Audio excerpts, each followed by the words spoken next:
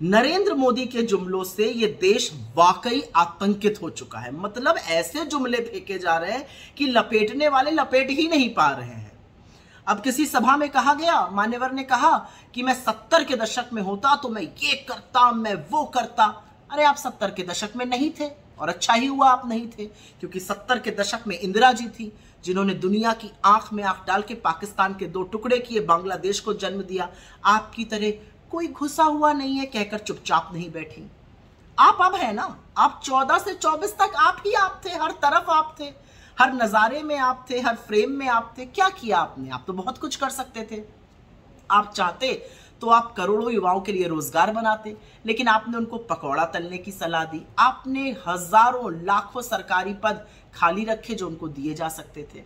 आप चाहते तो आप महंगाई कम कर सकते थे, लेकिन आपने पेट्रोल को शतक पार लगाया, आटा, दही, दवाई, पढ़ाई, हर चीज पर टैक्स लगाया।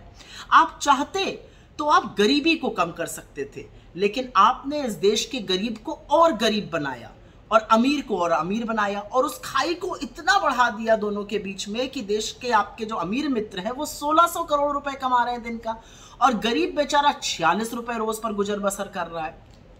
आप चाहते तो आप मजदूरों के लिए बहुत कुछ कर सकते, लेकिन आपने तो लाखों मजदूरों को चिलचिलाती धूप में पैदल चलवा दिया।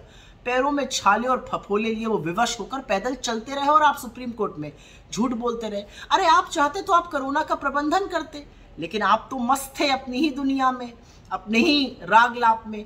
तो आपने हजारों लाखों को लाशों को तैरने दिया गंगा में। आप चाहते तो आप किसानों को एमएसपी देते, कानूनी गारंटी देते उसकी, लेकिन आपने किसानों को छला। आपने किसानों के ऊपर आंसू गैस के गोले चलवाए, आपने किसानों की सड़कें खुदवाई, उनकी कीलें गड़वाई। आपने क्या क्या नहीं किया किसानों का। 700 किसानों की शहादत हो गई, आप देखते रह गए। आप चाहते तो आप महिलाओं के लिए इस देश को और सुरक्षित कर सकते थे, लेकिन आपकी नाक के नीचे महिलाओं के खिलाफ अपराध होता रहा, और आप अपराधी और दोषी के साथ खड़े रहे, उन्हीं को संरक्षण देते रहे। आप चाहते तो आप हाशिए पे पड़े लोगों को मुख्य धारा में ला सकते थे। हम गिनती करते रहे, आपने हमारी एक ना सुनी। तो आप बहुत कुछ कर सकते थे, लेकिन करी है आपने जुमलों की बौछार, और करा है आपने बहुत लोगों को बरगलाने का काम।